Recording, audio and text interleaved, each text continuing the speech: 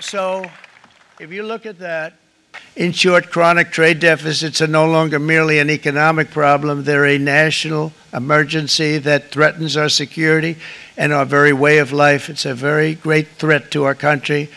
And for these reasons, starting tomorrow, the United States will implement reciprocal tariffs on other nations. It's been a long time since we even thought of that. We used to think about it a lot. We didn't think about it for many decades, and you see what's happened. For nations that treat us badly, we will calculate the combined rate of all their tariffs, non-monetary barriers, and other forms of cheating. And because we are being very kind, we're kind people, very kind. You're not so kind when you got ripped off with your salaries. My auto worker friends and my Teamster friends and all of the unions that typically voted Democrat, they're not voting Democrat anymore because worker, whether union or non-worker, they're for the Republicans now. That's what happened. 美方打着对等的幌子，对包括中国在内的多国输美产品加征关税，严重违反世贸组织规则，严重损害以规则为基础的多边贸易体制。中方对此坚决反对，将采取必要措施，坚定维护自身正当利益。中方多次强调，贸易战、关税战没有赢家，保护主义没有出路。中方敦促美方纠正错误做法，以平等、尊重、互惠的方式，同包括中国在内的世界各国磋商解决贸易分歧。美国单方面加征关税，违反世贸组织规则，损害的是各国人民的共同利益，也无助于解决美方自身的问题。大家看得很清楚，越来越多的国家反对美国加征关税等单边霸凌行径。はい、我が国からこれまでさまざまなレベルで我が国の懸念を説明するとともに、一方的な関税措置を取るべきでない旨などを申し入れてきたにもかかわらず、米国政府が今般の相互関税措置を発表したことは極めて遺憾であります。WTO 協定及び日米貿易協定との整合性に深刻な懸念を有しております。そうすると表明していた国もありましたが、日本としては報復関税についての見解。今般の発表を受け、改めて米国政府に対し、今般の措置が極めて遺憾であるのに伝えるとともに、措置の見直しを強く申し入れたところでございます。導入にあたり、米国側は日本の自動車や農産品の分野に非関税消費。今般の措置をはじめ、米国政府による広範な貿易制限措置は、日米両国の経済関係、ひいては世界経済や多角的貿易体制全体等に大きな影響を及ぼしかねないと考えております。石破総理からは、すでに米国による関税措置の内容や我が国への影響を十分に精査しつつ、引き続き米国に対して措置の対象からの我が国の除外を強く求める。President Trump's announcement of universal tariffs on the whole world, including the European Union, is a major blow to the world economy. I deeply regret this choice. Let's be clear-eyed about the immense consequences. The global economy will massively suffer. Uncertainty will spiral and trigger the rise of further protectionism. The consequences will be dire for millions of people around the globe, also for the most vulnerable countries, which are now subject to some of the highest US tariffs, the opposite of what we wanted to achieve. The tariffs will also hurt consumers around the world. It will be felt immediately. Millions of citizens will face higher grocery bills. Medication will cost more, as well as transportation. Inflation will go up. And this is hurting in particular the most vulnerable citizens. All businesses, big and small, will suffer from day one, from greater uncertainty to the disruption of supply chains, to burdensome bureaucracy. The costs of doing business with the United States will drastically increase. And what is more, there seems to be no order in the disorder, no clear path through the complexity and chaos that is being created as all U.S. trading partners are hit. In the past 80 years, trade between the European Union and the United States has created millions of jobs. Consumers across the Atlantic have benefited from reduced prices.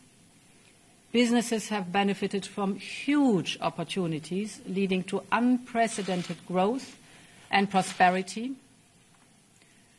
And at the same time, we know that the global trading system has serious deficiencies.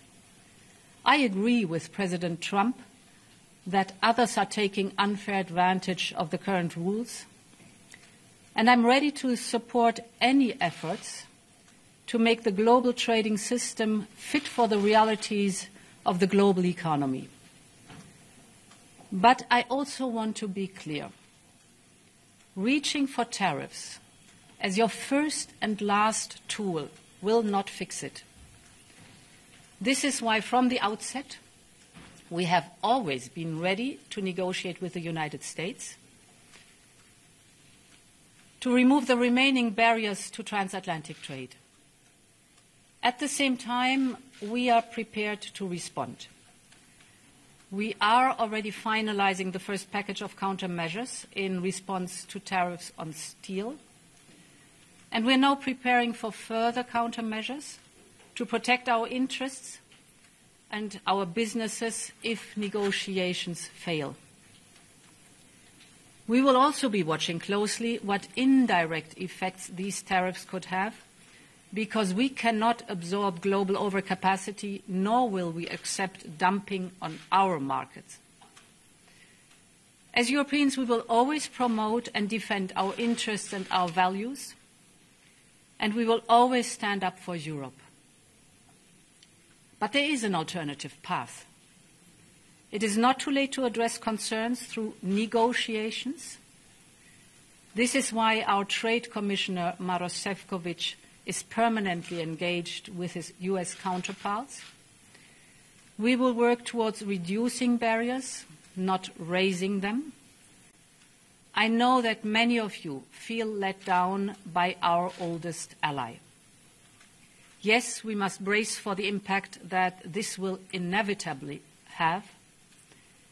Europe has everything it needs to make it through the storm. We are in this together.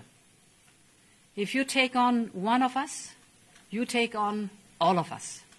So we will stand together and stand up for each other. Our unity is our strength. Europe has the largest single market in the world, 450 million consumers. That is our safe harbor in tumultuous times. And Europe will stand at the side of those directly impacted. We have already announced new measures to support the steel and cars sectors. Last week, we limited the amount of steel that can be imported to Europe tariff-free. This will give more breathing space to these strategic industries. Now, we will also convene strategic dialogues with the steel, the automotive, and the pharmaceutical sectors, and others will follow. Europe stands together for our business, for our citizens, and for all Europeans, and we will continue to build bridges with all those that, like us, care about fair and rules-based trade as a basis for shared prosperity. So, President Trump has just announced a series of measures that are going to fundamentally change the international trading system. Now, in doing so, he has preserved a number of important elements of our relationship, the commercial relationship between Canada and the United States. But the fentanyl tariffs still remain in place, as do the tariffs for steel and aluminum. As of this evening, the tariffs on automobiles will enter into force, and the U.S. has signaled that there will be additional tariffs in so-called strategic sectors pharmaceuticals, lumber, and semiconductors. So we're in a situation where there is going to be an impact on the U.S. economy, which will build with time. In our judgment, it will be negative on the U.S. economy. That will have an impact on us. But the series of measures will directly affect millions of Canadians. We are going to fight these tariffs with countermeasures. We are going to protect our workers, and we are going to build the strongest economy in the G7. In a crisis, it's important to come together, and it's essential to act with purpose and with force. And that's the unilateral action that the Trump administration has taken today against every nation in the world does not come as a surprise. For Australia, these tariffs are not unexpected, but let me be clear, they are totally unwarranted. President Trump referred to reciprocal tariffs. A reciprocal tariff would be 0, not 10%. The administration's tariffs have no basis in logic, and they go against the basis of our two nations partnership. This is not the act of a friend. Today's decision will add to uncertainty in the global economy, and it will push up costs for American households. It is the American people who will pay the biggest price for these unjustified tariffs. This is why our government will not be seeking to impose reciprocal tariffs. We will not join a race to the bottom that leads to higher prices and slower growth.